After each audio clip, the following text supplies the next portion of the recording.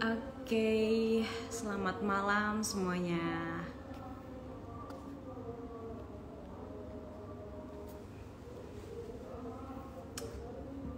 Selamat malam semuanya, rekan-rekan Sobat ASN Institute.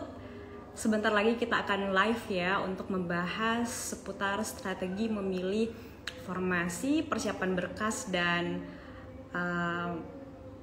mengikuti tes SKD CPNS seperti itu. Dan kita akan live langsung bersama narasumber kita yang pastinya luar biasa, bersama dengan Kak Rusli seperti yang sudah kita spill di flyer kegiatan di story ASN Institute ya teman-teman.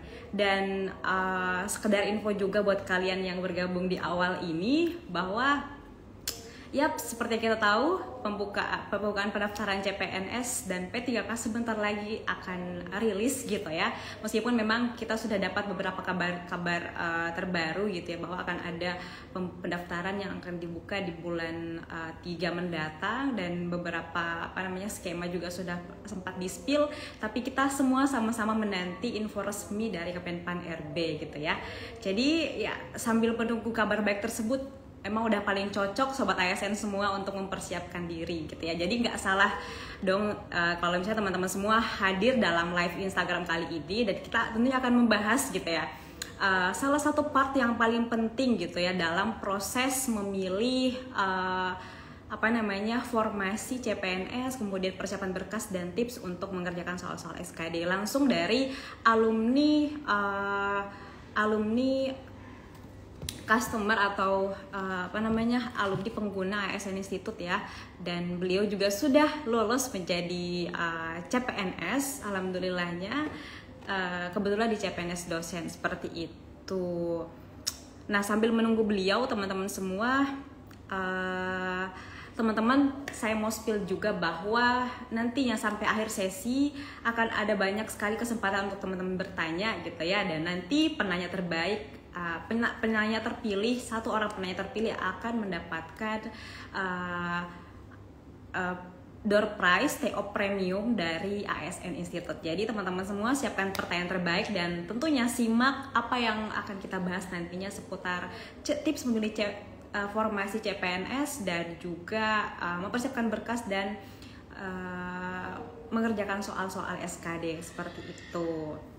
Nah, teman-teman sekalian, mungkin di sini nih sambil kita mungkin tunggu gitu ya Kak Rusli untuk bergabung, mungkin teman-teman semua boleh kali ya ramaikan kolom chat, kolom komentar untuk sapa-sapa dulu. Di sini ada siapa saja sih teman-teman, dari mana aja gitu ya di Sobat ASN ini yang hadir live malam hari ini. Mungkin teman-teman bisa spill asal daerahnya kali ya, biar nanti saya bacakan juga gitu. Nah, teman-teman yang baru bergabung, selamat bergabung tentunya ya. Sambil menunggu kalian juga nge-spill gitu ya, kalian dari daerah mana saja sih gitu ya. Kakak di sini juga cukup penasaran gitu, kalian semua yang hadir di sini itu asal daerahnya dari mana? Wah, ada dari Papua Barat, luar biasa. Teman-teman dari Papua semangat sekali ya hari ini. Mungkin kalau kita tahu teman-teman di Papua sekarang kan 2 jam lebih cepet ya dari jam kita di waktu Indonesia Barat. Otomatis teman-teman di Papua sudah menyentuh pukul 9 malam ya, atau mungkin pukul 10 malam ya, dan masih tetap semangat untuk hadir di sini.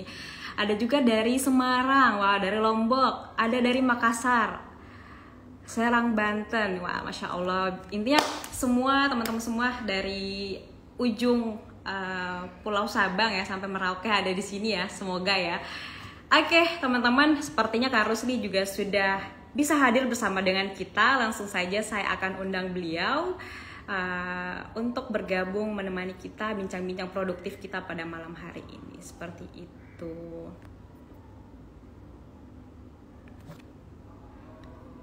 Oke. Sepertinya ya kita masih menunggu ya teman-teman Kak Rusli untuk bergabung. Nah, teman-teman semua mungkin juga sudah bisa di-spill gitu ya. Selain mungkin asal daerah, saya pengen tahu juga nih di sini semuanya tuh pengen daftar formasi apa sih gitu di di pendaftaran ASN nantinya. Apakah teman-teman semua mungkin CPNS dosen, guru, P3K guru atau mungkin tenaga ahli atau tenaga kesehatan, boleh kali ya di-spill biar kita bisa tahu nih yang bergabung malam hari ini teman-teman semua ada siapa aja.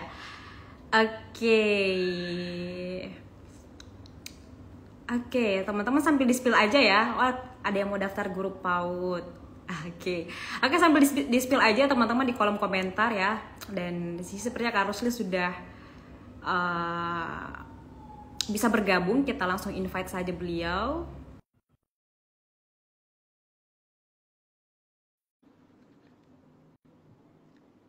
Oke, sambil kita tunggu ya teman-teman. CPNS Pusat Kak, Masya Allah. Semoga lolos ya CPNS. Semuanya rata-rata pengen daftar CPNS Kemendikbud. Oke, di sini sudah bergabung Kak Rusli. Selamat malam Kak Rusli. Malam Kak. Suaranya terdengar jelas ya? Suaranya kurang jelas Kak. Sedikit mungkin mic-nya didekatkan kali ya ke sumber suara. Ya, Kak. Nah, sudah mendingan. Oke. Ya. Oke, selamat bergabung Kak Rusli. Di sini juga teman-teman semua sudah sangat bersemangat ya. Tadi kita sempat minta mereka untuk spill asal daerahnya, ada yang dari Papua Barat, ada yang dari Jember, ada dari Semarang. Jadi seolah beragam ya asal daerahnya pada malam hari ini. Semoga semakin luas gitu ya sebaran manfaat yang kita bisa berikan melalui sharing kali ini. Oke teman-teman semua, di sini sudah hadir Kak Rusli gitu ya, salah satu alumni ASEAN Institute dan juga alhamdulillah beliau juga sudah menjadi salah seorang yang terpilih gitu ya dari seleksi kemarin untuk menjadi seorang CPNS dosen ya Kak ya, Rusli ya. Oke. Nah, jadi mungkin ada banyak banget insight yang teman-teman semua tunggu gitu ya. Gimana sih pengalaman Kak Rusli dari segi informasi, kemudian SKD dan kemudian persiapan berkasnya seperti itu. Tapi teman-teman sebelum kita melangkah ke inti, mungkin saya ingin mempersilahkan dulu Kak Rusli memperkenalkan dirinya juga dan mungkin bisa kali ya di-spill ke teman-teman semua apa sih bedanya gitu ya setelah menjadi setelah menjadi CPNS dan sebelum gitu ya. Mungkin teman-teman di sini juga yang masih proses berjuang penasaran gitu ya, kenapa sih seambis ini gitu orang-orang buat jadi ASN gitu, bedanya apa sih gitu. Mungkin boleh dari point of view Kak Rusli, silahkan Kak. Oke, suara saya terdengar jelas ya ini? Terdengar Kak? Ya, baik. Sebenarnya perkenalkan, nama saya Rusli Ahmad Junaidi, jadi asal saya dari Sidoarjo. Untuk background pendidikan, saya tidak linear untuk background pendidikan, jadi S1 saya di ilmu filsafat UGM, kemudian saya melanjutkan S2 di ilmu komunikasi Universitas Dr. Sutomo Surabaya. Nah, untuk background pekerjaan, sebelumnya di 5 tahun terakhir saya sebagai karyawan swasta, seperti itu. Untuk background spesifiknya, kebetulan saya praktisi di bidang public relation, jadi dulu bekerja di salah satu perusahaan otomotif hampir 3 tahun. Kemudian saya terakhir ini bekerja di salah satu sekolah di Yayasan Pendidikan Telkom, sama sebagai juga staf hubungan industri dan komunikasi. Jadi memang background pekerjaan saya itu lebih relate di studi S2 saya, seperti itu. Seperti itu Kak, untuk background pendidikan. Oke. Nah kalau mungkin kebiasaan atau mungkin cerita hidup yang berubah gitu ya setelah menjadi CPNS dan sebelum gitu ya, kira-kira atmosfer yang dirasakan itu seperti apa gitu? Adakah mungkin pengalaman yang menarik mungkin bisa dibagi untuk teman-teman? Oke, mungkin kalau teman-teman yang sekarang bekerja di karyawan swasta, tentu teman-teman pasti merasa bahwa tingkat pressure-nya tinggi. Sebenarnya sama ya, baik di pegawai negeri sipil ataupun di swasta, memang tekanan pekerjaan itu tidak bisa dihindari. Tapi yang salah satu poin yang memotivasi saya daftar di CPNS adalah kontribusi ke negara. Itu yang mungkin menjadi point of view ya tersendiri. Karena mungkin kalau dari segi materi dan juga salary, mungkin swasta lebih menjanjikan Kak dibandingkan CPNS. Teman-teman pasti udah tahu hal yang viral kemarin di Kompas terkait jangan jadi dosen. Nah, itu viral banget di Kompas. Tentu itu menjadi salah satu point of view tersendiri. Tapi kalau teman-teman mau daftar jadi dosen, tentu motivasinya tidak hanya materi kayak gitu. ada motivasi lain. Salah satu yang mendorong saya daftar di formasi dosen tentunya adalah motivasi untuk pengembangan diri, karena salah satu keunggulan di pegawai negeri sipil khususnya CPNS dosen adalah kita dapat mengembangkan dan mengaktualisasi diri. Jadi tidak hanya mengajar tugas dosen itu tridharma, kemudian ada penelitian dan riset, kemudian terakhir adalah pengabdian masyarakat. Itu yang membuat formasi dosen menjadi menarik buat saya, karena saya tidak hanya bekerja untuk diri saya sendiri, tapi saya bekerja untuk mengembangkan masyarakat. Mungkin ini terkesan idealis atau seperti apa ya, tapi ini yang kalau ditanya point of view yang membedakan.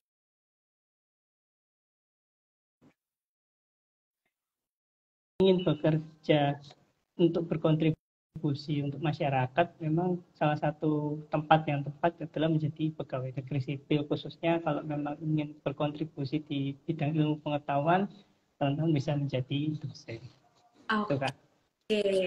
Oke, thank you Kak Rusli untuk sharing-sharingnya. Jadi seperti itu ya teman-teman, mungkin bisa kita highlight bersama gitu ya, bahwa semata-mata kalau menjadi PNS nggak harus selalu soal konsepnya material ya gitu ya, karena memang faktanya juga banyak banget pekerjaan di luar sana yang mungkin dari segi materi lebih menjanjikan, tapi diperbaiki lagi niatnya bahwa menjadi seorang pegawai negeri sipil adalah gimana kita bisa berpikir untuk mengabdi kepada negara tercinta, seperti itu kali ya Kak Rusli ya.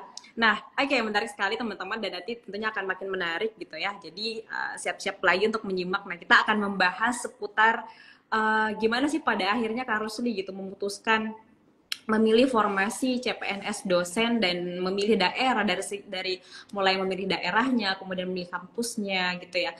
Mungkin bisa juga nih dibagi ke ke teman-teman semua, karena saya juga habis nonton kontennya Kak Rusli di YouTube ya teman-teman. Kak Rusli juga sering bikin konten seputar ASN dan beliau juga sempat spill.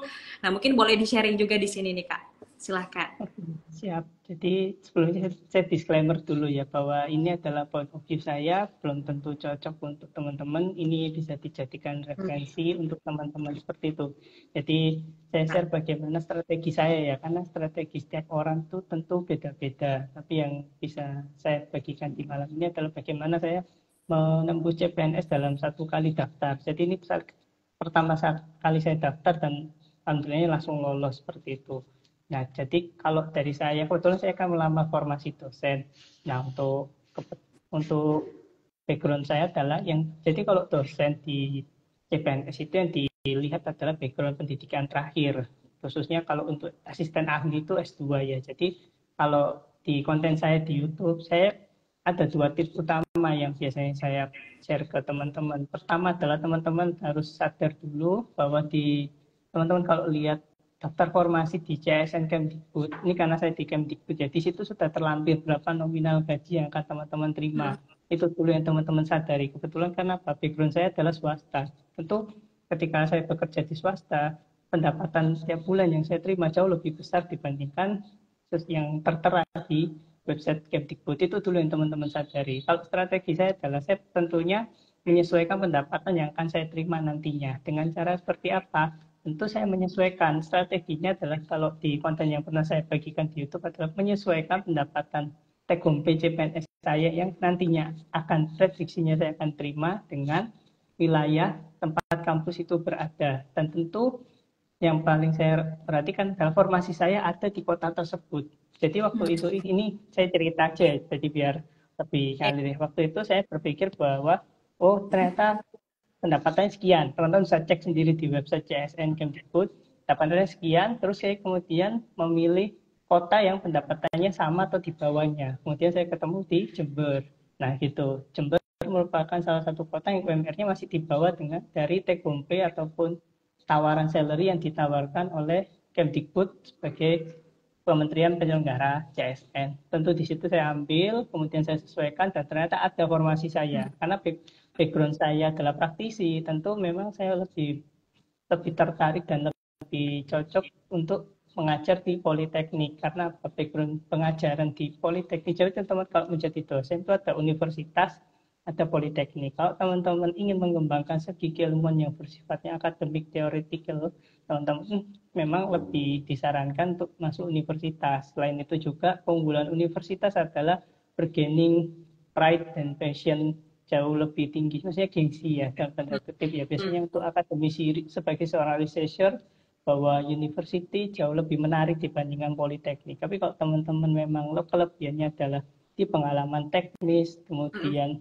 dan terbangnya sebagai seorang praktisi sudah tinggi, apalagi teman-teman punya sertifikasi BNSP. Kebetulan kalau dari background saya, memang saya 5 tahun belakangan ini bekerja sebagai seorang praktisi komunikasi pemasaran dan PR, dan juga sertifikasi saya di bidang public relation untuk sertifikasi BNSP. Untuk saya memang kebanyakan pengalaman adalah pengalaman teknis. Nah, ketika saya menyadari itu, makanya saya akhirnya memilih mendaftar di Politeknik. Dan kebetulan saya riset juga, ini yang saya pakai juga, ini strategi saya ya, pelajari data pendaftar CPNS di tahun-tahun sebelumnya. Mungkin yang bisa relate itu adalah di 1-2 periode sebelumnya.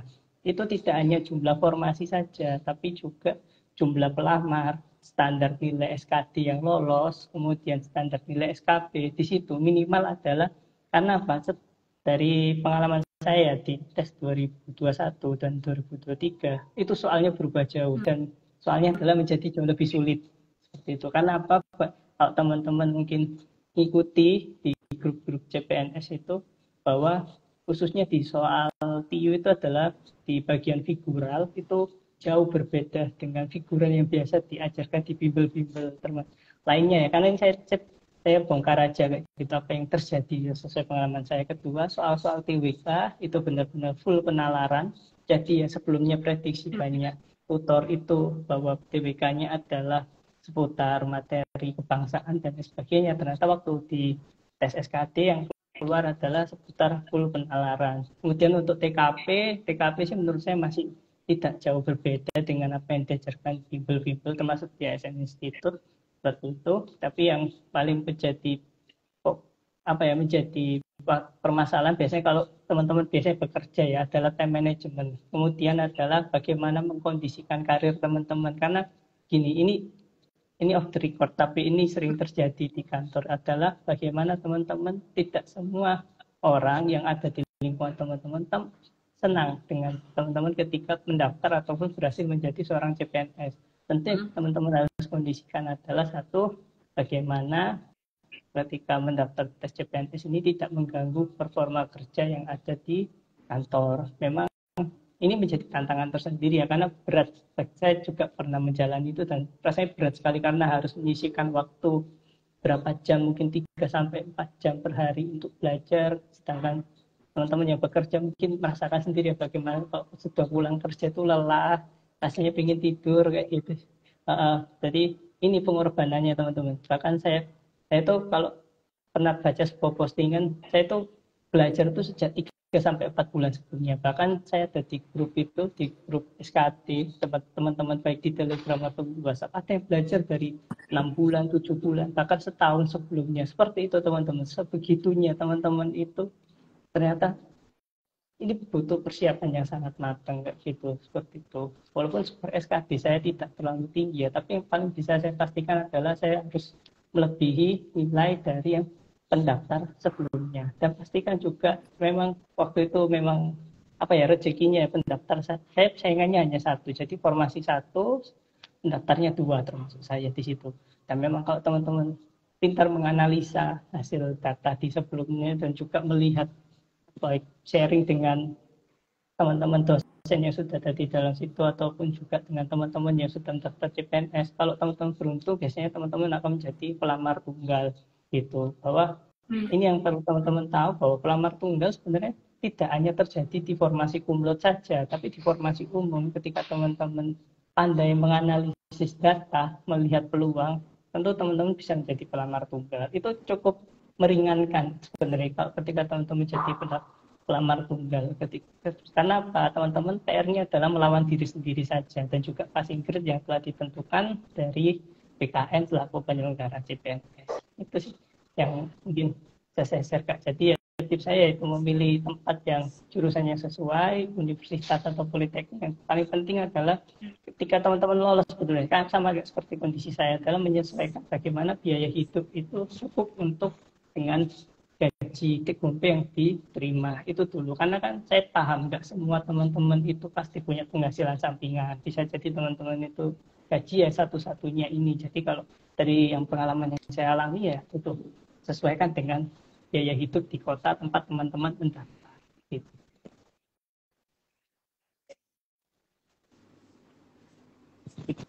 Nah, itu Oke, sih. baik. Oke, baik. Thank you.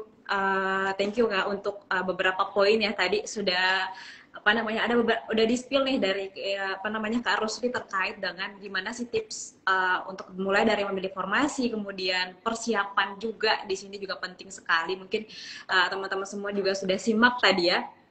Nah, salah satu yang paling harus diperhatikan adalah background kita juga nih. Mungkin kan rata-rata yang mau daftar PNS itu mau shipping karir ya, dari mungkin pekerja swasta atau mungkin dari background lainnya juga apa namanya ikutan tertarik untuk menjadi seorang pegawai negeri sipil. Nah, perhatikan tadi apa yang mungkin sudah kita kerjakan, kayak misalnya background kita 5 tahun terakhir mungkin lebih ke teknisi, maka kita bisa memilih apa namanya formasi yang bisa relate dengan apa yang sudah kita kerjakan juga gitu ya. Dan tadi betul-betul sudah dijelaskan dengan sangat detail oleh Kak Rusli ya seputar segimana pentingnya karir kita sebelumnya mendukung potensi kita untuk bisa lulus di salah satu formasi yang kita pilih gitu. Dan ya teman-teman tentu ini juga relate dengan pertanyaan yang saya pin ya Kak Rusli. Di sini Kak Aulia Rizky nanya nih terkait dengan mendingan pilih formasi yang banyak atau apa lokasi yang potensinya sedikit gitu ya. Tadi juga sepertinya sudah cukup terjawab ya kayak bahwa memilih lokasi pun nggak sembarangan memilih gitu ya, termasuk juga formasi yang terdapat di lokasi tersebut. Kita harus perhatikan mulai dari UMR, kemudian mulai dari apa namanya sesuaikah dengan penghasilan yang nanti kita akan terima, seperti itu ya teman-teman. Jadi cukup clear tadi apa yang disampaikan Kak Rusli gitu ya. Mungkin pengen tahu lebih jauh lagi nih kan tadi mungkin sudah membahas seputar tips gitu yang memilih formasi. Nah, Kak Rusli sendiri gitu ya dalam proses apa namanya mempersiapkan diri apa namanya menyusun berkas dan belajar gitu ya untuk persiapan tes SKD itu Kak Rusli sendiri apa namanya karena tadinya kan Kak Rusli juga bekerja ya, ada nggak sih beberapa life hack tertentu yang Kak Rusli terapkan yang mungkin itu bisa juga digunakan untuk teman-teman yang lain dalam proses mempersiapkan diri gitu ya? Mungkin boleh nih Kak di-share. Siap, oke Kak. Jadi gini, untuk ini strategi teknis ya. Kalau sudah teman-teman nonton di sini kan tentu ingin mendapatkan sesuatu yang teknis seperti itu, yang real Betul. bisa diterapkan. Iya, kalau saya seperti ada masanya, biasanya saya belajar itu sekitar 4 bulan ketika tahu info tes CPNS dibuka. Tentu sebagai pekerja kan harus merefresh kembali ya, karena kebanyakan materi yang diujikan itu adalah materi soal-soal SMA seperti itu yang teman-teman mungkin sudah lupa atau Ya. mungkin harus latihan kembali ya. Maka biasanya kalau saya pertama itu yang saya lakukan tentu pertama 1 bulan pertama itu adalah bridging materi. Jadi merefresh kembali materi-materi yang dibelajar.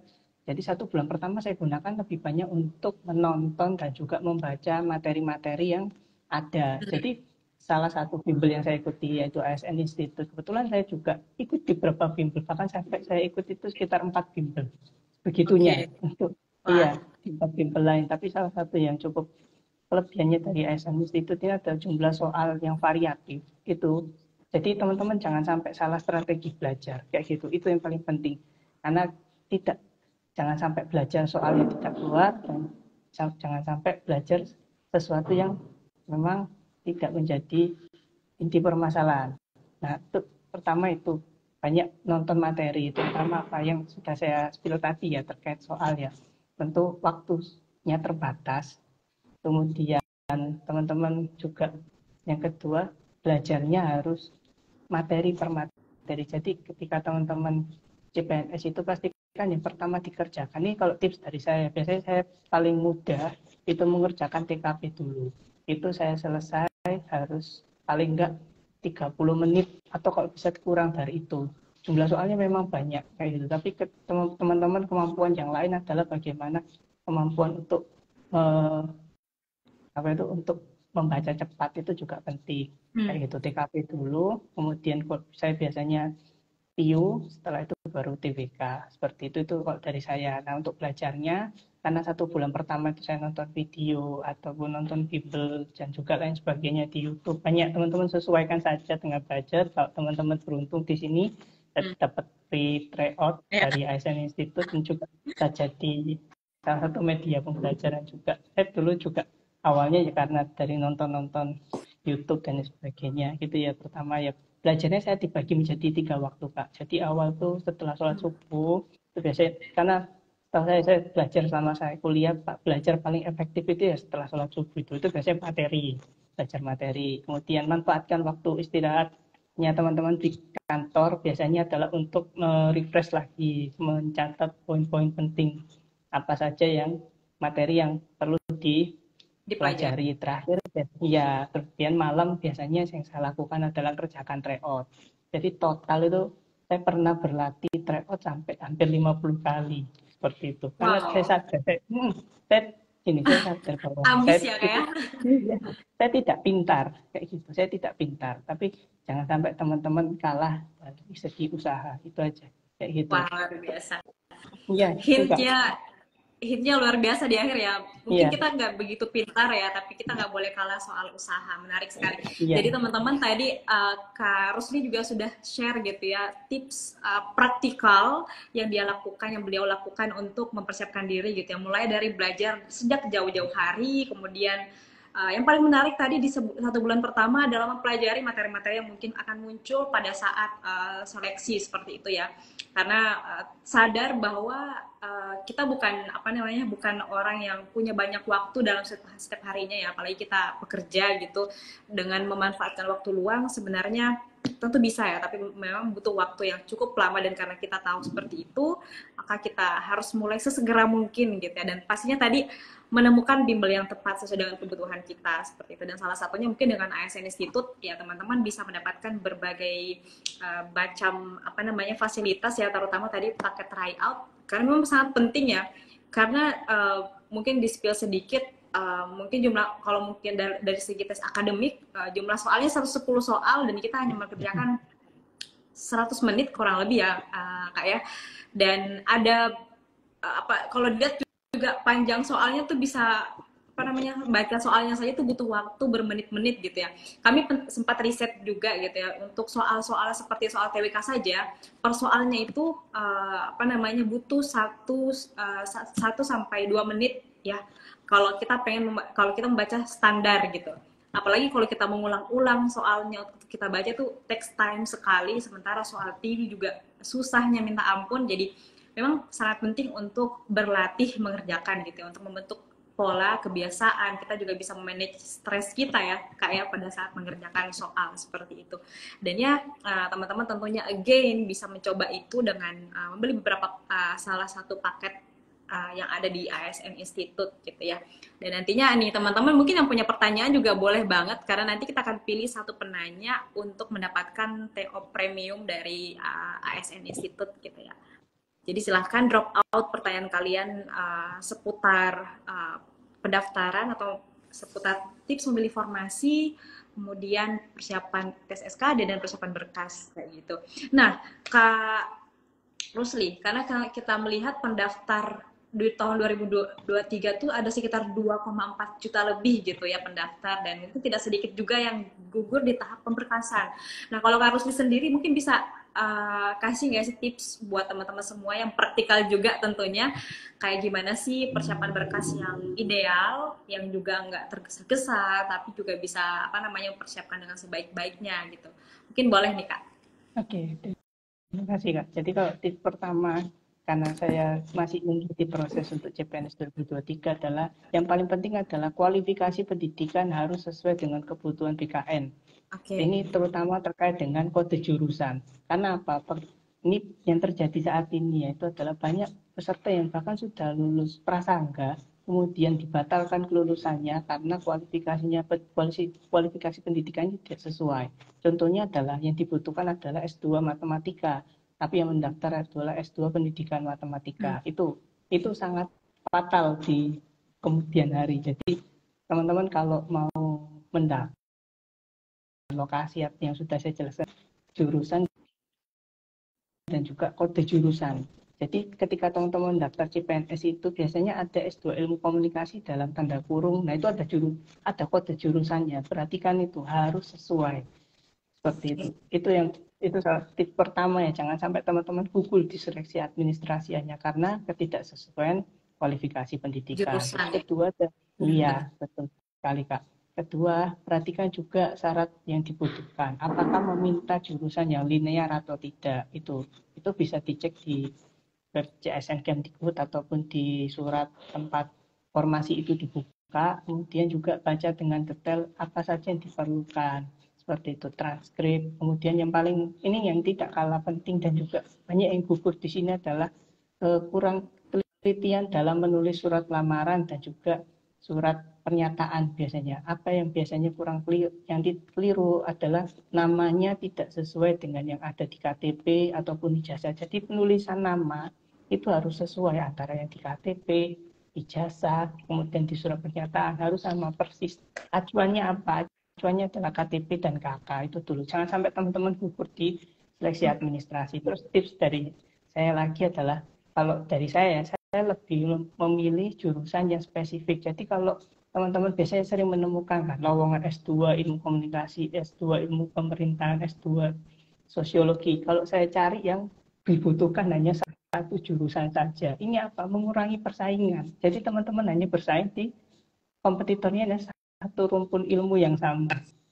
Seperti itu.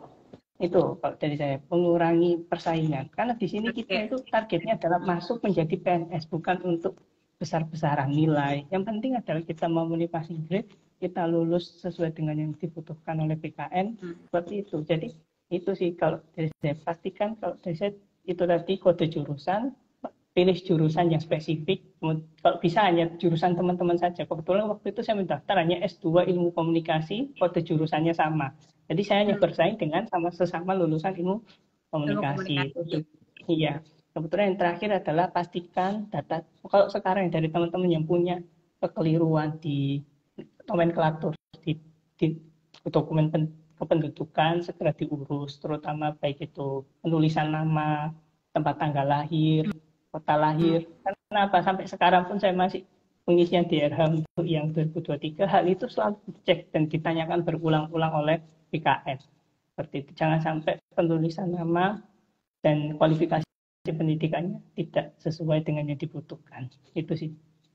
Oke, menarik sekali ya Kak Rusli ya. Jadi teman-teman penting sekali memperhatikan background jurusan kita dan juga formasi yang tersedia gitu ya. Tadi nih di spill tips dari Kak Rusli bahwa jangan melihat institusinya seperti apa, sebesar apa gitu, tapi kita perhatikan juga rasionalisasinya gitu ya. Bahwa kalau misalnya kita daftar di formasi yang kualifikasinya hanya jurusan kita, berarti kita hanya bersaing dengan orang-orang yang ada di jurusan tersebut. Otomatis itu akan memperbesar potensi bahwa kita akan terpilih gitu ya Kak Rusli ya. Jadi memang penting sekali untuk memperhatikan hal tersebut. Dan itu tadi ketelitian juga sangat penting ya buat teman-teman semua, memperhatikan sesimpel memperhatikan data diri gitu ya. Jangan sampai keliru karena ada banyak sekali pendaftar 2,4 juta itu manusia semua ya teman-teman. Bukan robot gitu ya. Jadi dari sekian banyak data itu tentu dengan kita teliti dan berhati-hati akan sangat membantu kita untuk bisa lolos di tahap awal pemberkasan kayak gitu. Nah, Kak Rusli, mungkin kita balik sedikit ke pengerjaan soal SKD ya, karena tadi juga sepertinya banyak yang penasaran gitu ya. Kayak misalnya pertanyaan yang saya pin ini gitu, Kak Ivio ya nama akunnya nanya gitu. Sering kali kita mungkin merasa bahwa sudah mempersiapkan dengan cukup baik, tapi masih tetap down atau mungkin mentalnya agak sedikit goyah gitu ya di hadapan soal-soal SKD yang ternyata wow nggak segampang yang kita bayangin gitu ya. Mungkin gimana nih tipsnya untuk tetap bisa fokus dan tetap bisa menyelesaikan soal dengan baik gitu meskipun mungkin agak shock gitu ya melihat kondisi soal yang ternyata di luar dari ekspektasi kita. Mungkin boleh berbagi juga di bagian itu. Oke, siap Kak. Jadi ini cerita pengalaman real aja. Jadi waktu saya SKD saya di atas saingan saya, tapi di SKB CAT saya itu tertinggal 14 poin. Karena apa? Salah satu faktornya hanya sederhana Kak, sakit. kayak gitu. Jadi jadi saran saya kalau memang mau tes cuti jauh-jauh hari dan juga teman-teman harus jangan sampai sakit itu. Dan paling penting ini yang saya masih pelajari dan harusnya teman-teman bisa lebih ahli adalah bagaimana memanage pekerjaan sehingga waktu ketika mau tes teman-teman tidak terbebani dengan pekerjaan yang banyak di kantor. Karena faktor yang saya lihat ketika saya diskusi dengan teman-teman juga yang ikut CPNS rata-rata, mereka down itu ada dua. Kalau tidak ada permasalahan internal dengan keluarganya, kedua adalah ada beban kerja yang overload. Sehingga teman-teman waktu tes itu pikirannya adalah masih pikiran kerja di pekerjaan. iya itu yang paling penting sih selain memanage mental memanage pekerjaan dan mental ya, yang tidak kalah penting adalah yaitu jangan sampai sakit karena ngefek sekali seperti itu. Mau belajar sekeras apapun bagaimanapun tapi kalau sakit kita tidak akan maksimal performanya. Yang tidak kalah penting juga adalah perhatikan jam tesnya.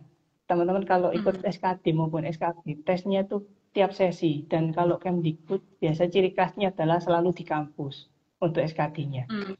Ya, seperti itu. Jadi teman-teman kalau bisa sudah tahu lokasinya, terutama yang luar kota sudah tahu lokasinya di mana, persis gedungnya di mana tesnya. Kemudian kalau teman-teman tes, usahakan meminimalisir barang-barang yang tidak perlu dibawa dan juga tidak perlu dipakai. Seperti yang biasanya terjadi itu, pakai anting, sapu, kemudian barang-barang yang terbuat dari logam. Sebelum mau tes itu dilepas kayak gitu. Itu karena akan menyita waktu ketika teman-teman nanti di screening oleh petugas sebelum tes. Terus yang tidak kalah penting bawa barang bawaan secukupnya. Karena teman-teman ketika tes tas itu sudah disendirikan, bahkan jauh sebelum tes, 1 jam sebelum tes semua disterilkan. Jadi teman-teman itu sih jangan sampai teman-teman terbebani oleh hal-hal teknis dan terganggu dengan hal-hal teknis seperti itu. Itu sih dari saya sih.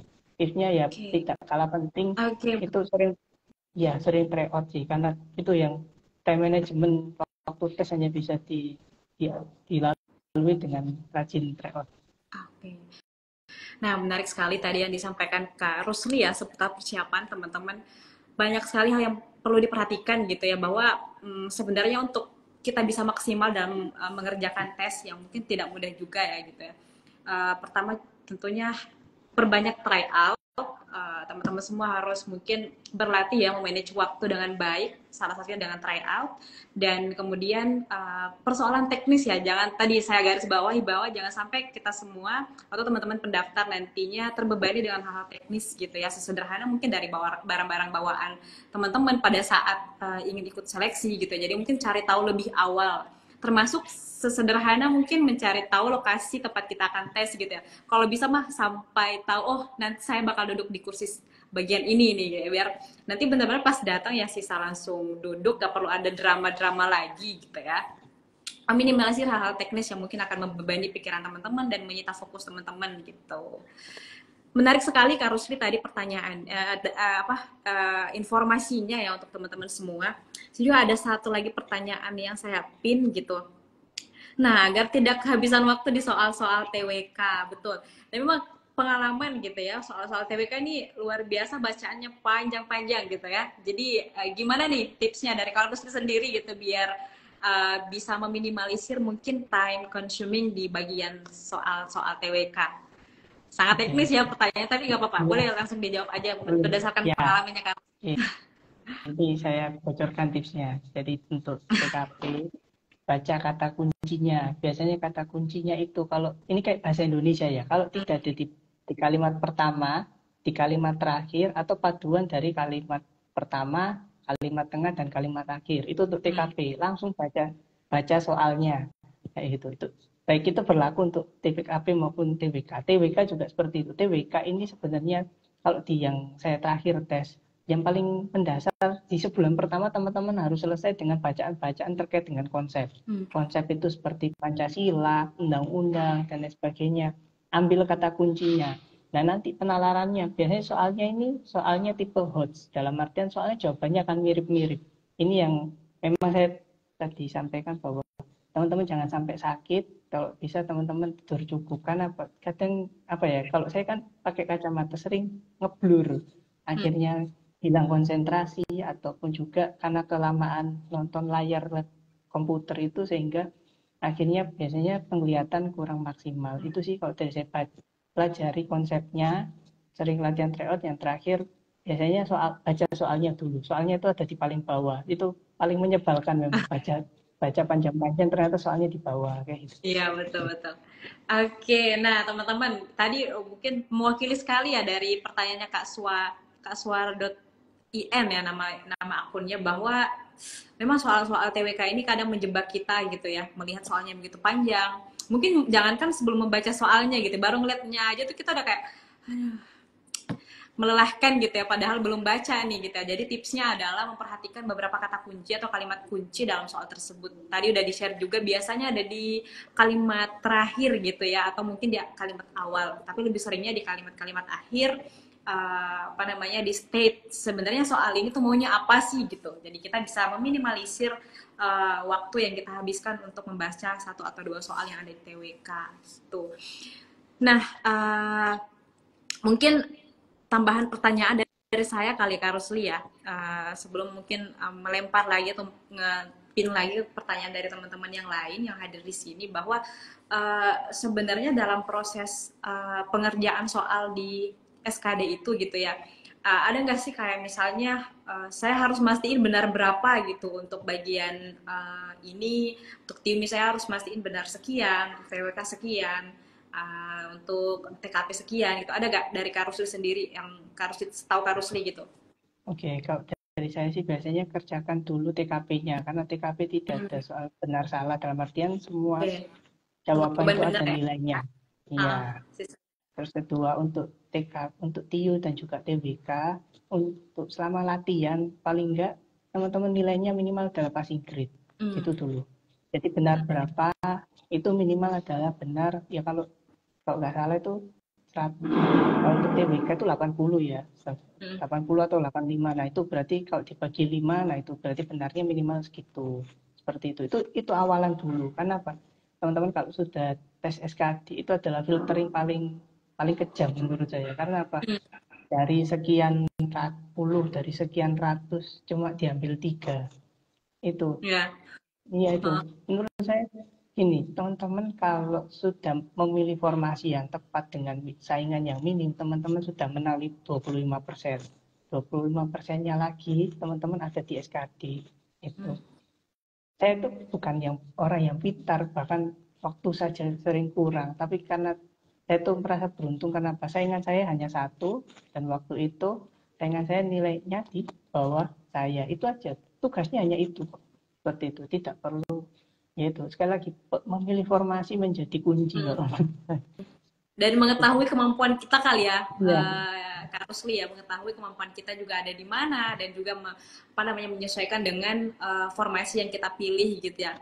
Tapi kalau teman-teman merasa percaya diri, punya persiapan yang cukup matang gitu ya, dengan hasil tryout yang memang rata-rata bagus, ya mungkin boleh-boleh saja ya memilih formasi yang baik, yang bagus gitu ya, yang wah gitu. Tapi kalau teman-teman sendiri sadar bahwa wah sepertinya saingannya sangat berat dan saya pun mungkin tidak punya cukup waktu gitu ya, plus ikut apa namanya, ikut bimbel juga pas-pasan hadirnya gitu ya, nggak yang semangat-semangat banget, mungkin ya harus tahu juga standarnya sejauh mana gitu. Menarik ya tadi ya Kak Rusli ya. Intinya tadi teman-teman perhatikan juga kembali passing grade-nya seperti apa, dan apa namanya, uh, triknya juga tadi disampaikan Kak Rusli bahwa kita melihat kalau bisa mah cari tahu gitu ya jumlah saingannya berapa. Dan tadi bahkan kalau dari pengalaman Kak Rusli, dari mulai kita memilih formasi aja itu sudah menyumbang sekian persen tingkat potensi kita bisa lolos gitu ya. Jadi memang harus benar-benar prepare dari awal gitu. Lagi-lagi meskipun nggak lebih pintar, yang penting kita usahanya lebih daripada yang lain gitu ya. Usahanya nggak yang setengah-setengah gitu ya. Oke, nah Kak Lucy sendiri gitu aja ada juga nih yang nanya seputar tips belajar gitu ya. kira-kira lebih efektif mana? Kalau kemarin Kak Rusli kan ikut bimbel dan juga ada beberapa bimbingan belajar gitu ya. Kalau dari Kak Rusli sendiri dalam proses belajar mempersiapkan diri gitu ya, biasanya belajar otodidak sendiri, mengandalkan video pembelajaran di internet atau di tempat bimbelnya, atau Kak Rusli juga ada komunitas-komunitas yang mungkin bisa menjaga iklim dan semangat Kak Rusli gitu untuk belajar. Oke, kalau saya gunakan semua yang Hmm, paling possible dan paling mendorong untuk kita berhasil, saya oke. pakai semuanya Kak Oke. Mulai dari bimbel ya, kemudian bahkan sampai ikut beberapa bimbel. Kemudian selain bimbel, rajin-rajin tryout. Kemudian yang terakhir ikut komunitas, itu saya sampai ikut berapa grup di Tele, Hmm, di WA, dan juga grup juga yang lain, grup yang disediakan oleh bimbel maupun yang grup disediakan oleh teman-teman sesama peserta. Karena apa? Bisa jadi ada informasi yang tidak kita dapat, kemudian kita tahu di grup. Seperti itu, saya tahu bahwa waktu itu formasi saya yang daftar sedikit, karena waktu itu ada yang ngelis di grup mau daftar formasi mana aja. Nah, ketika saya baca sebagai silent reader di situ, oh ternyata ini juga sebagai informasi yang nggak pernah saya dapat loh. Oh iya, ya. ternyata politeknik tempat saya daftar ini nggak banyak yang minat ya. Seperti itu. Hmm. Itu kadang informasi yang nggak ada di grup lah, apa itu di grup bimbel ya. Kalau grup bimbel kan biasanya sama-sama bedah soal dan lain sebagainya. Kalau di grup-grup yang sifatnya community itu teman-teman dapat informasi yang sifatnya lapangan juga menurut saya gitu. Jadi ikuti aja semua. Mau belajar seperti apapun teman-teman harus jadi kelas kosong lah. Iya ya, harus apa namanya, menggrab wawasan sebanyak-banyaknya, baik itu mungkin belajarnya otodidak sendiri, kemudian kalau memang bisa ikut bimbel, kalau bisa join komunitas gitu ya, untuk menjaga semangatnya juga tetap uh, apa namanya, utuh gitu untuk mendaftar CPNS. Nah di sini juga ada yang nanya lagi nih, tadi dengan akun yang sama Kak Iview, pertanyaannya tuh, jika pendidikan terakhir kita S2, terus yang kita pilih S1, apa, pilihan yang S1 tuh yang banyak formasinya. Artinya mungkin kayak gini, mungkin dia pendidikan terakhirnya S2 gitu ya, tapi ternyata yang pendidikan S1-nya tuh punya formasi yang lebih banyak gitu yang bisa yang apa namanya dicari. Itu gimana tuh? Apa nggak sayang, Tah? Boleh Oke, mungkin dibagi, Kak? ya seperti ini. Jadi saya coba share dulu ya konsep dasarnya ya. Ada Hmm. formasi pendidik, ada formasi teknis. Teknis ini bisa jadi seperti analis dan lain sebagainya itu teknis. Nah, teman-teman harus sadar yang paling penting kenapa? Kalau teman-teman berbakatnya di posisi teknis dan ternyata formasinya ada di S1 sedangkan ijazahnya S2, itu seperti ini. Kalau teman-teman keterima, oke mungkin teman-teman jadi PNS S1, tapi nanti biasanya ada 5 tahun setelah teman-teman jadi PNS itu ada ujian penyetaraan. Jadi Hmm. apabila S2-nya sesuai dengan kebutuhan instansi, maka teman-teman bisa direkomendasikan untuk ikut ujian penyetaraan sehingga ijazah S2-nya diakui oleh lembaga tempat teman-teman bekerja. Tapi kalau teman-teman lebih prefer jadi pendidik atau dosen seperti itu atau ada formasi lain ya yang mensyaratkan S2, kalau memang teman-teman melihat peluangnya lebih besar teman-teman bisa ambil S2-nya seperti itu. Kok saya sih pakai pendidikan terakhir Kak kayak gitu. Gimana pun juga itu agar kita agar seperti ini Kak. Ini saya bocorkan Ya. agar tidak meribetkan di kemudian hari. Ya karena menjadi PNS pun juga kita harus melampaui birokrasi-birokrasi yang tidak mudah. Seperti itu. Tidak mudah ini mungkin dari segi persyaratan sederhana, tapi ternyata buat waiting time-nya lama. Itu Hmm. sudah jadi rahasia umum bahwa ada yang sangat menunggunya sangat lama. Kita harus menunggu kepastian untuk update selanjutnya. Jadi kalau bisa, karena saya pakai pendidikan terakhir seperti itu. Ya. Kalau ada formasinya ya, itu kalau masih ada dan juga emang possibility-nya besar. Kalau tidak ada boleh pakai ijazah satu, tapi itu dengan perlu pertimbangan. Teman-teman juga harus banyak pelajari. Saya banyak belajar itu justru bukan dari apa itu, saya banyak belajar kondisi lapangan itu ya dari grup-grup teman-teman di WhatsApp dan juga Telegram itu kan. Oke. Oke, Gitu. menarik sekali ya. Jadi mungkin ada, tadi juga saya melihat ada pertanyaan juga yang nanya gitu, sebaiknya pakai jasa SMA atau S1 gitu. Meskipun kalau resikonya kalau pakai jasa ijazah S1 kita harus dapat penempatan yang jauh di pelosok gitu misalnya.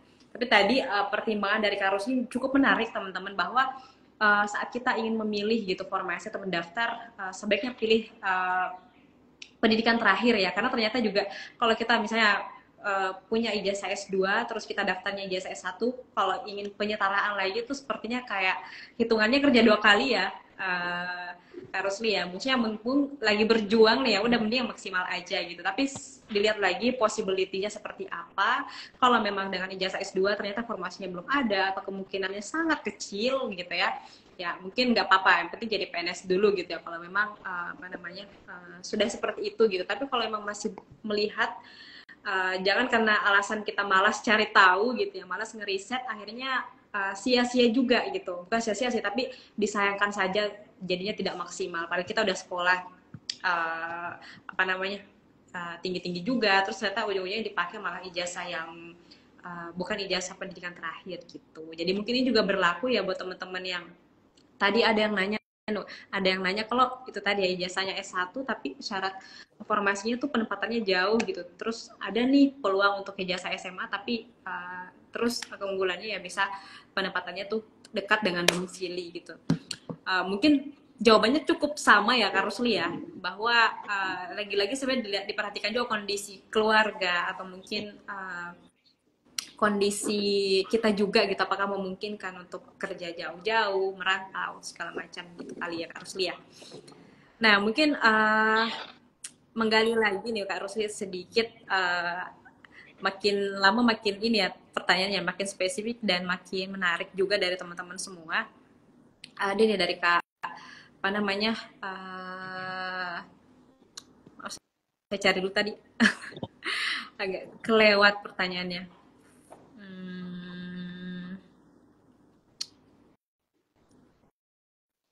Oke.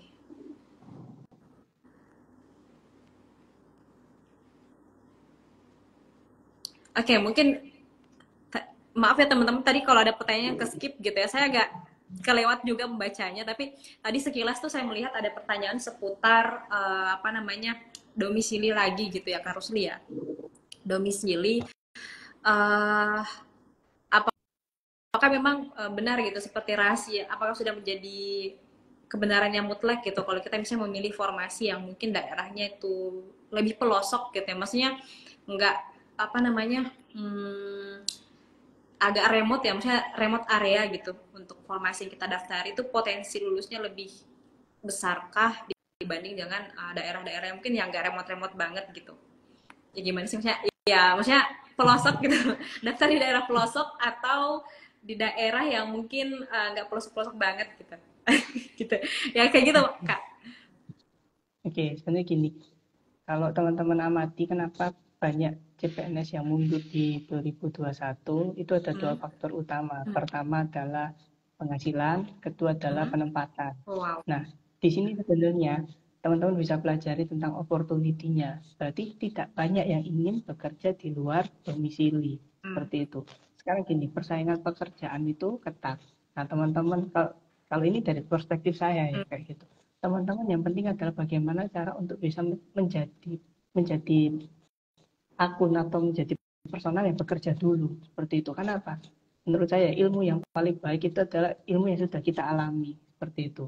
Selain dari wawasan yang sudah kita dapat, itu hanya dari pikiran saja ya. Tapi ketika saya menjalani betul, kenapa saya akhirnya mau memilih di tempat yang bahkan tidak menarik untuk sebagian besar orang. Padahal saya tinggal di kota besar, di Sidoarjo dekat Surabaya, enak kan di situ semua fasilitas ada kayak gitu. Karena apa teman-teman, di sini saya melihat opportunity, tentu apa yang bisa dikembangkan seperti itu. Jadi semangatnya bukan semangat untuk mencari kenyamanan, walaupun memang harus diakui ya karena PNS itu menurut sebagian besar orang pekerjaan yang nyaman.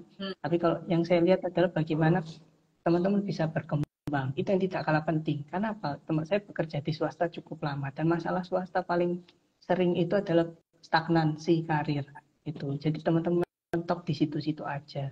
Itu kalau teman-teman sampai mengalami itu juga di CPNS ya sayang kalau menurut saya.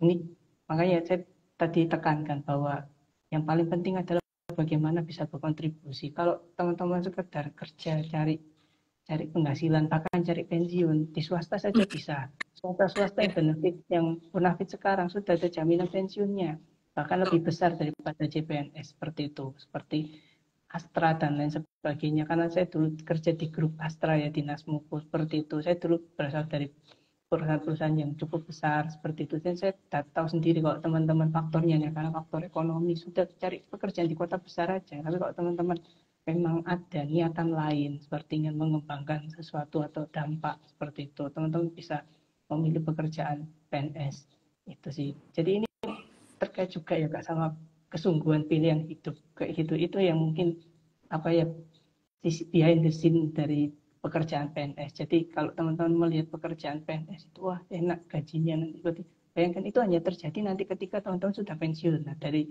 teman-teman di usia produktif ini mau ngapain kayak gitu di sini. Karena apa? Pekerjaan PNS itu sangat menyiksa loh. Karena apa? Satu, kita terikat birokrasi. Kedua, kesalahan yang kita lakukan berdampak langsung ke negara. Dalam artian teman-teman kalau melakukan kesalahan fatal, teman-teman resikonya bisa dipenjara kayak gitu.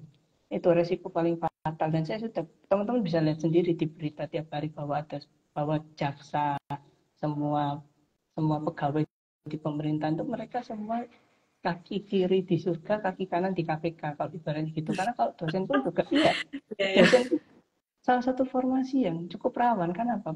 Ya karena rawan untuk markuping, manipulasi data, riset, dana riset itu besar.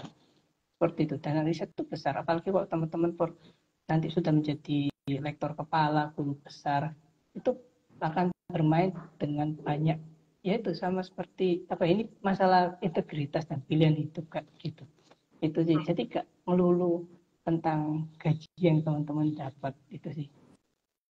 Wah, menarik sekali Kak Rusli, dan ya apa yang tadi dibahas oleh Kak Rusli ini ngena banget ya teman-teman. Jadi semangat daftar PNS bukan semangat untuk mencari kenyamanan gitu ya, tapi memang semangat juang dan semangat kontribusi buat negara gitu. Jadi pun kalau memang memungkinkan gitu ya, dan memang nggak lagi kita memperhatikan gimana nih biar bisa daftar CPNS biar hidup nyaman gitu ya, karena kan sebenarnya kalau pengen hidup nyaman banyak sekali caranya gitu ya, nggak cuma jadi PNS. Dan mungkin teman-teman yang masih mempertimbangkan gitu harus merantau jauh-jauh, mungkin tinggal di pelosok dengan gaji yang mungkin pas-pasan gitu ya, uh, tapi dengan semangat yang mungkin murni gitu ya, niatnya juga baik, dan bisa bisa yakin bahwa saya akan berintegritas sebagai seorang pegawai negeri sipil ya, sok itu ya, mungkin itu bukan lagi menjadi kendala seperti itu ya teman-teman semua.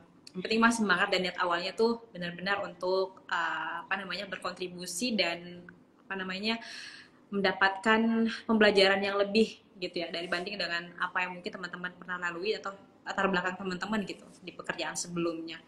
Menarik sekali Carlos, dan tadi sebenarnya kita apa namanya sayang sekali mungkin karena waktu gitu ya, kita sudah memasuki penghujung pembahasan kita, dan tadi juga Kak Rusli sudah antar gitu ya ke value-value atau mungkin nilai-nilai yang perlu diperhatikan sebelum gitu ya menjadi seorang pegawai negeri sipil.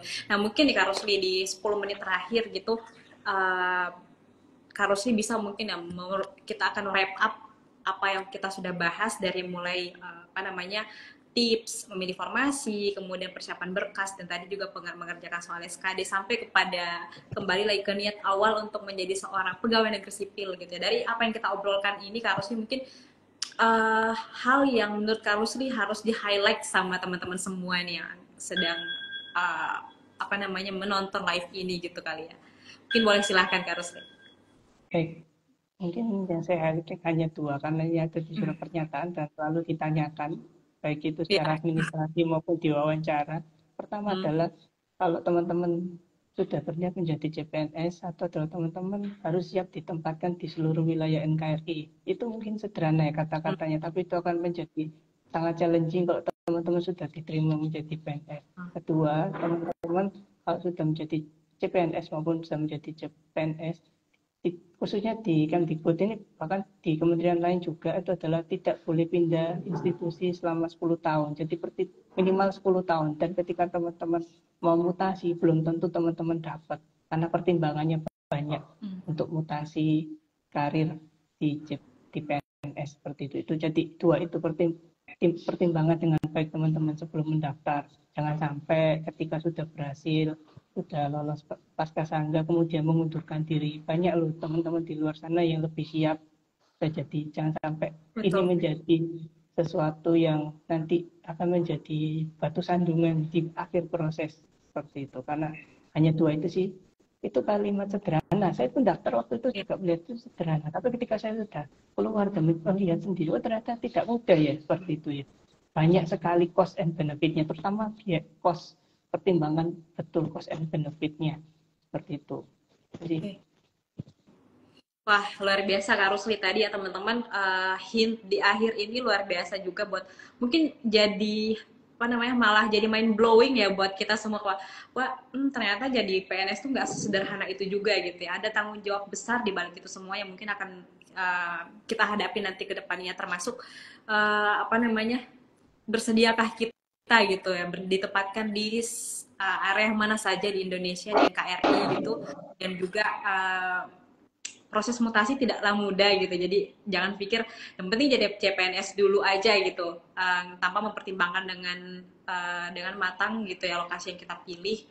Jadi kalau memang teman-teman punya niat yang lurus, yang murni gitu ya, bahwa ini adalah semangat pengabdian, ini adalah semangat kontribusi, ini adalah semangat integritas gitu ya, maka mungkin teman-teman harus gali lagi dirinya gitu ya, motivasinya apa, luruskan lagi niatnya, karena ternyata niat awal juga penting. Jangan sampai kita cuma memenuhin data pendaftar gitu ya, malah ngerepotin banyak orang. Kita sudah dikasih kesempatan melangkah jauh, ternyata di titik itu kita malah pengen putar balik, dan akhirnya mungkin kalau di Islam jadinya zolim gitu ya ke orang yang mungkin benar-benar pengen daftar, tapi karena mungkin kita yang lebih diprioritaskan gitu ya, jadinya kesempatan itu pun hilang gitu begitu saja gitu ya. Jadi memang sudah harus bertanggung jawab dari awal gitu ya Kak Rusli ya. Dan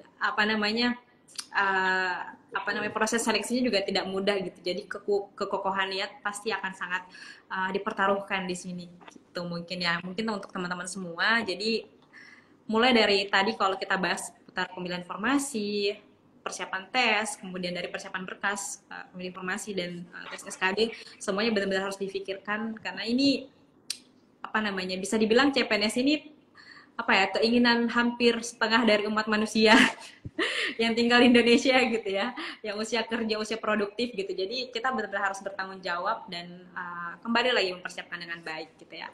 Oke, teman-teman, kita harus sending banyak banget ucapan terima kasih kepada Kak Rusli gitu ya, karena sudah mau berbagi pengalamannya juga, dan daging semua ya, tadi saya lihat ada yang komen, wah daging semua Kak ya. Semoga apa yang kita bahas malam hari ini bisa membawa manfaat yang lebih luas lagi ke teman-teman gitu ya. Dan pastinya tadi kita di akhir sesi ini akan umumkan ya salah satu penanya terpilih untuk mendapatkan akan mendapatkan TO Premium dari ASN Institute ya. Nanti untuk aksesnya akan kita kirim lewat DM, tapi tunggu sampai akhir sesi, kita akan umumkan siapa kira-kira yang akan mendapatkan TO Premium. Tapi sebelum itu kita pamitan dulu kali ya sama Kak Rusli atas waktunya malam hari ini. Terima kasih banyak Kak Rusli.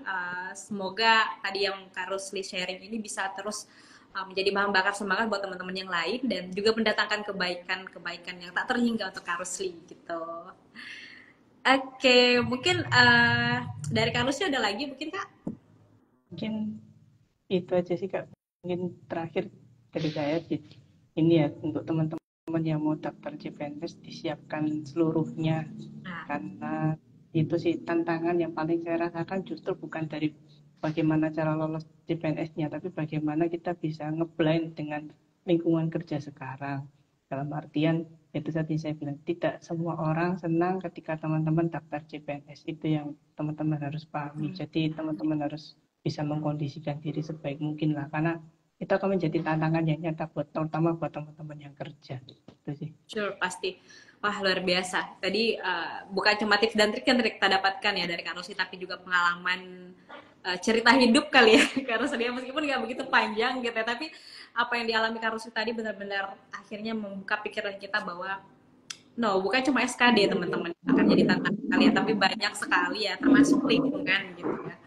Oke, terima kasih banyak Kak Rusli untuk waktunya. Semoga bisa bertemu lagi di lain kesempatan bareng dengan Sobat ASN, dan juga lancar terus aktivitasnya. Semoga bisa terus menebar kebermanfaatan di posisi Kak Rusli saat ini gitu ya. Terima kasih banyak Kak Rusli waktunya. Sekian. Terima kasih. Iya. Oke nih teman-teman ASN, sobat ASN Institute, sedikit lagi mungkin kita akan umumkan pemenangnya gitu ya di sini. eh Tadi ada beberapa penanya yang saya rasa pertanyaan sangat oke dan keren-keren gitu ya. Kita akan pin penanya terbaik, penanya terpilih gitu ya. Jeng jeng jeng jeng. Oke, ini kita pin aja ya komentar terakhirnya. Oke, nah teman-teman, jadi dari awal sampai akhir ya kita sudah perhatikan gitu ya. Di sini ada Kak Iviu 23. Selamat ya Kak Iviu. Kak Iviu akan dapat apa namanya TO premium ya dari ASN Institute, dan terima kasih banyak karena sudah fulfill banget di live kali ini. Yang lain jangan nyerah gitu ya, karena kita masih akan live juga minggu depan di hari dan jam yang sama, hari Jumat malam, di pukul 7 waktu Indonesia Barat dan pukul 8 waktu Indonesia Tengah gitu ya. Jadi nantikan saja live kita untuk pekan kedepannya dengan topik-topik yang masih seputar CPNS dan P3K, dan tentunya semoga bisa terus menjaga semangat teman-teman semua untuk proses daftar CPNS atau menjadi pegawai negeri sipil gitu ya. Oke, saya Kak Yaya pamit undur diri untuk sesi malam hari ini. Sampai ketemu Jumat depan. Assalamualaikum. Selamat untuk Kak Iviu. Jangan lupa DM Instagram ASN Institute ya untuk tagih hadiahnya. Sampai ketemu teman-teman yang lain. Selamat melanjutkan aktivitas kembali. Terima kasih banyak sudah menyempatkan waktu. Sekian. Assalamualaikum warahmatullahi wabarakatuh.